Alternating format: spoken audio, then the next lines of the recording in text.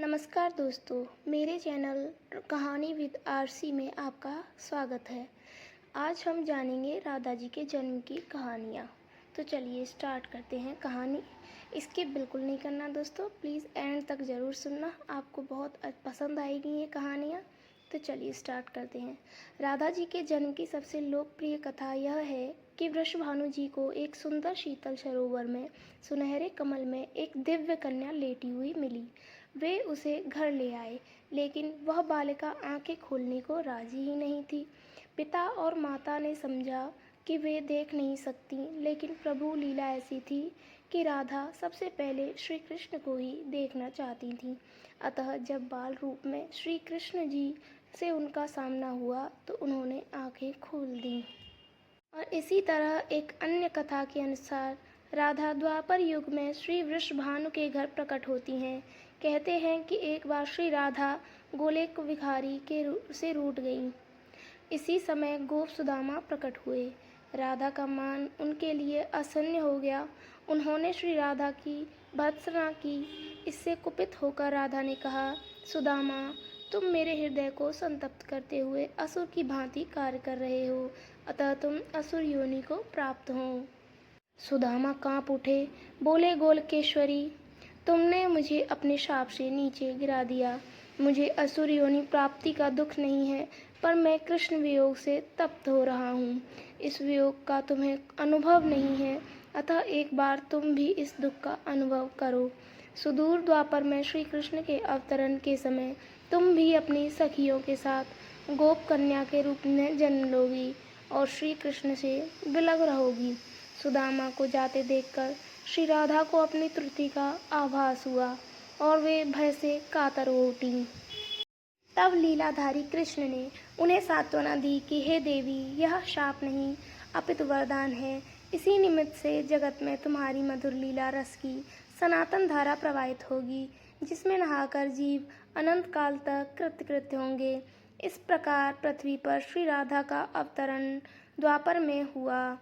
नरपुत्र राजा सुचंद्र और पितरों की मानसी कन्या कलावती ने 12 वर्षों तक तप करके श्री ब्रह्मा से राधा को पुत्री रूप में प्राप्ति का वरदान मांगा।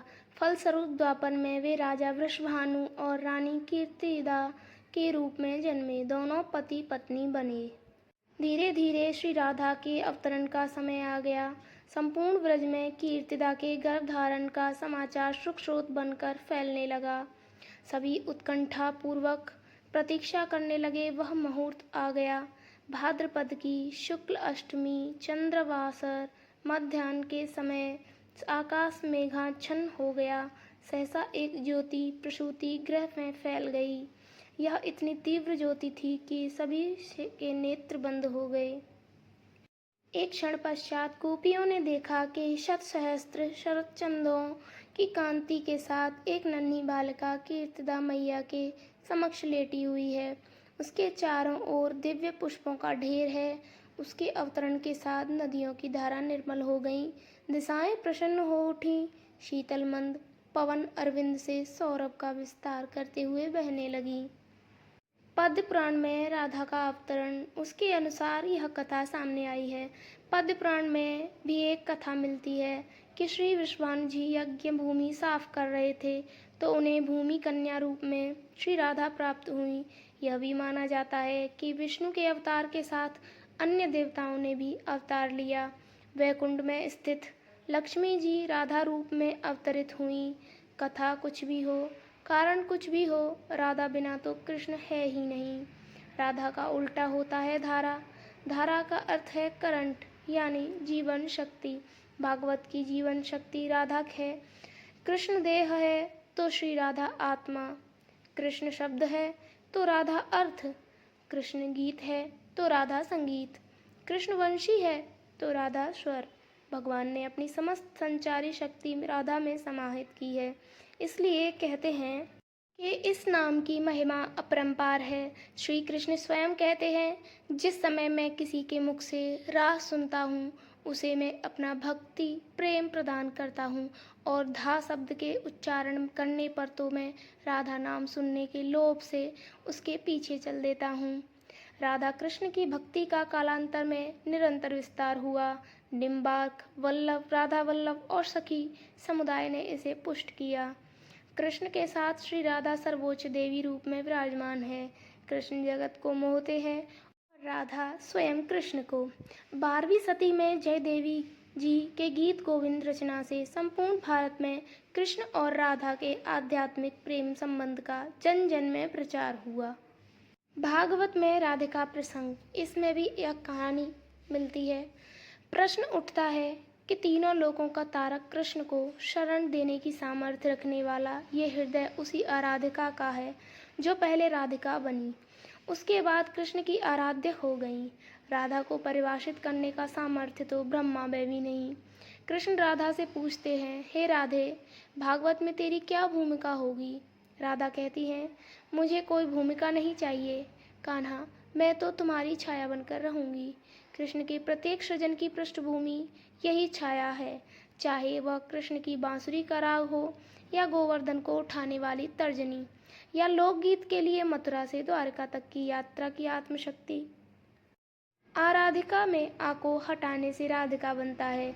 इसी आराधिका का वर्णन महाभारत या श्रीमद् भागवत में है और श्री राधा नाम का उल्लेख नहीं आता।